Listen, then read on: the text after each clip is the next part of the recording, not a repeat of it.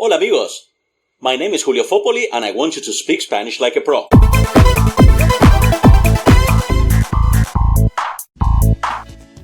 Y ahora es el momento de analizar el vocabulario de la historia. Now it's the time to analyze all this vocabulary in the story, in the conversation. Now you'd be surprised at how much vocabulary you can find in such a short conversation. Even phrases you know that are used a little bit differently from what you would expect. Oh, the wonders of conversational vocabulary. And some of you may be struggling to remember all of the new words and phrases that you come across in your day-to-day life. So stay tuned, because at the end of this video I'm going to share with you these 3 tips that can make a big impact in your ability to remember and use the new vocabulary. Now let's get started with the dialogue. Marilyn begins by saying, ¿Dónde estabas ayer por la noche? Ayer por la noche. Estuve en casa todo el día, cariño. ¿De verdad? Te llamé a las 6 y no contestaste el teléfono. Now let's begin with this phrase, ayer por la noche. That's a very good phrase, meaning yesterday evening. It could also mean yesterday night. And let's see some related phrases, related time phrases. Yesterday morning, how would you say that? This is ayer por la mañana or ayer a la mañana. We can use either preposition, por or a. How would you say yesterday afternoon? Ayer por la tarde or ayer a la tarde. And how about tomorrow evening? Well, this is mañana por la noche or mañana a la noche. And how about tomorrow morning? Well, this is mañana por la mañana or mañana a la mañana.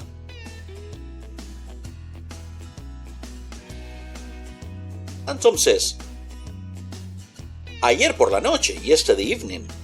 Estuve en casa todo el día, cariño. I was home all day, darling. Todo el día is a very common phrase that students usually confuse with todos los días. Todo el día means all day. Todos los días, every day. So don't confuse these 2 phrases. They are very similar, but the meanings are a bit different. And the word cariño is a term of endearment, meaning darling, dear, love, honey. And Marilyn says, ¿de verdad? De verdad could mean really, like in this case, or seriously. Te llamé ayer a las 6 y no contestaste el teléfono. I called you yesterday at 6 and you didn't answer the phone. And then Tom goes on to say, a las 6. Estaba en el gimnasio, como siempre. So, at 6, I was in the gym, como siempre. Good phrase. Como siempre means as usual. As usual. Literally like always. Right? As usual. No puede ser. Fui al gimnasio y tú no estabas. That can't be true. It can't be like that. Fui al gimnasio, I went to the gym, y tú no estabas, and you were not there. Right? The word there, we don't have it here, but it's implicit. You were not in. Right? Tú no estabas. Oh, es cierto. Tenía dolor de cabeza. Era terrible, así que no fui. Es cierto. That's right. This is a very common phrase in conversation. Oh, that's right. Es cierto, es verdad. Tenía dolor de cabeza. Dolor de cabeza means a headache. Literally in Spanish we say pain of head. Literally, dolor de cabeza. Now let's see some other phrases related to aches and pains. By the way, aches and pains means dolores or molestias. For example, stomachache. How would you say stomachache if you follow this pattern? Stomach is estómago. Try to put it together. Dolor de estómago. Pain of the stomach. That's how we say it. How about toothache? Tooth is diente, but when we talk about this, we use the word muela. Muela is more like a molar, right?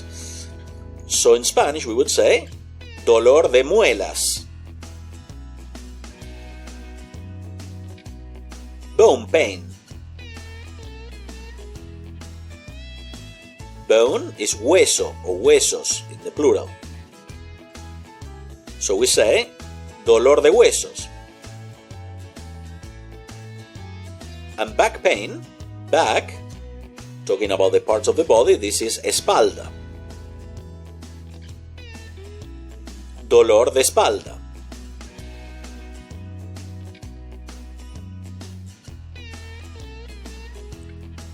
Es cierto, tenía dolor de cabeza. I had a headache. It was terrible. Era terrible. Así que no fui. Así que. So, I didn't go. Or that's why I didn't go. Another great phrase for conversation. You see that in these little dialogues, what you find is that they are real life-like dialogues. So you will find all of these little phrases, little words and phrases that sometimes are difficult to guess in a conversation. Or sometimes students know the phrases, but when they have to use them, they don't. So make it a point to pay special attention to these little phrases and try to remember them. Oh, ya veo. Solo estaba preocupada por ti. Oh, I see. Ya veo. Great phrase meaning I see. Ya veo. Word for word, this is like I already see, which would make no sense, right? But the way we say this, ya veo, again, conversational phrase meaning, oh, I see, ya veo. Solo estaba preocupada por ti. Now, the word solo means only or just, right? I was just worried about you. I was just worried about you. I was only worried about you.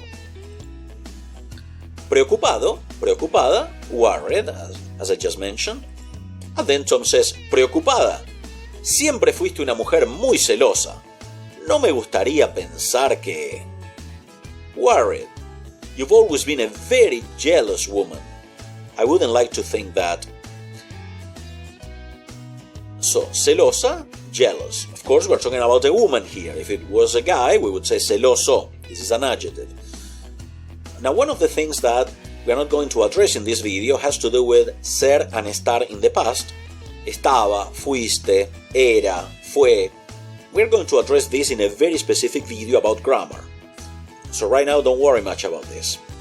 So, no me gustaría pensar que... I wouldn't like to think that... Lo sé. Y nunca me has sido infiel. Okay, let's have a look at this. Lo sé. You know that this is an interesting phrase in that what we are saying is lo sé is I know or I know it. Notice that when I answer something, when I say you have to be here on time, tienes que llegar a tiempo, and the person says, yeah, I know. Well, if I want to say I know or I know it, I would say lo sé. Just that, lo sé. However, if we continue adding some more information other than just I know, we say sé que. I know he's tired. Sé que está cansado. So if I know is on its own, you say lo sé. If it's followed by something else, you say sé que and the additional information. Now let's see some more examples with this. He's crazy. Oh, I know. How would you say this? Está loco. Lo sé. But how about I know he's crazy. Sé que está loco. And then Marilyn goes on to say, y nunca me has sido infiel. Now this phrase, ser infiel means to cheat on someone. Ser infiel on its own, it means like unfaithful, disloyal. But the whole phrase, ser infiel, is to cheat on someone. Y nunca me has sido infiel. So she's saying, and you've never cheated on me. Lo siento. Fue un error llamarte así. I'm sorry, it was a mistake. Error, a mistake. It was a mistake to call you, llamarte, así. To call you like this, like that. This way.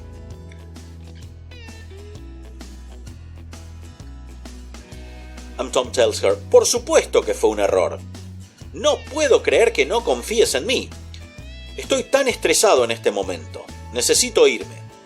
As we saw in our previous mini dialogue, por supuesto que, this means of course or definitely. It was definitely a mistake, of course it was a mistake. No puedo creer que no confíes en mí. I can't believe you don't trust me. Now, confiar is to trust. If you pay attention to the conjugation of this, you'll probably notice that this is in the subjunctive form. Confíes. The subjunctive was triggered here. Why? Well, the phrase no puedo creer, I can't believe that you don't, if someone can't believe that someone else does something, well, that triggers subjunctive. The subjunctive is a huge topic that we are not going to address in this video, other than some situations in which we come across it, but this is the reason why we are using subjunctive here. I can't believe, so I have doubt, right, and doubt triggers subjunctive, que no confíes en mí. Estoy tan estresado en este momento. Estresado, stressed out, tense. I'm so tense, I'm so stressed out right now, en este momento. Necesito irme. Bien, que tengas una buena noche. Again, que tengas una buena noche, this is another use of the subjunctive. We are wishing someone well. Que tengas, this is basically saying like I wish, I hope you have a good night, that's implicit. That's why we say que tengas, subjunctive form of tener. Que tengas una buena noche. And then Marilyn says, te quiero, I love you. Notice that querer, which we usually assume with want, when it comes to love relationships, te quiero, it doesn't mean I want you. It means I love you. Te quiero. And the woman says, ¿Quién era? Who was that? ¿Quién era? And Tom answers, la vecina nueva no encuentra su gato. Vecina, neighbor. The new neighbor. No encuentra su gato. She can't find her cat. And just as I told you before, here we are going to see 3 tips to master Spanish vocabulary like a pro. The first thing is, study the new vocabulary. This may seem obvious. It doesn't need to be perfect, but make sure that by going through the transcript, you can identify the words and you know the meanings quite well. At least you recognize them quite well. And the next tip, and this is super important, watch the mini dialogue. First do it with the text, with the subtitles. Okay, so enable the subtitles by clicking on the closed caption option below at the bottom of the player, and make sure you recognize every single word as it's been said. When you feel you can do that easily, hide the subtitles and repeat the same thing. Do the same thing.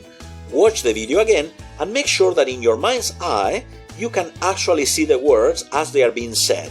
You should be able to recognize everything that they are saying without any subtitles. If you get lost, well, activate the subtitles again, watch that part again, and then remove the subtitles and repeat the process. The idea is, watch the video as many times as you need until you can recognize the words perfectly. This has 2 main benefits. On the one hand, it will consolidate all of this vocabulary. The more times you do it, the vocabulary that may be passive at first will become active. You will feel that whenever you want to talk and you need to say anything merely related to this, the words will come to you instead of you having to be thinking about what phrase you could use or what was that phrase. But it has a second added benefit, that is for listening comprehension. Why? Because for listening comprehension, although you may know the words perfectly by now, it makes you aware of the blends that happens in between words. That is to say, when the words are said at the fast pace of speech, you will see that the end of a word blends into the beginning of the next. That's a very common process, and as you know now what the words are, by listening to this a lot of times, it will make you aware of those blends. So actually you are not just practicing one mini dialogue, you are actually practicing patterns of conversation. And finally, use it or lose it. We learn our first language and our second language or third or any languages that you want to learn through trial and error. That's an important part of language acquisition. So in short, to master Spanish vocabulary, study the new vocabulary, get a very good idea of all of the vocabulary in the mini dialogue, watch the mini dialogue as many times as you can with and without the text, and then try to use it as many times as possible. Do this systematically with all of the comprehension videos that I post, and in no time you'll see a huge improvement in your vocabulary and listening comprehension as well. My name is Julio Foppoli, and I want you to speak Spanish like a pro. Until next time.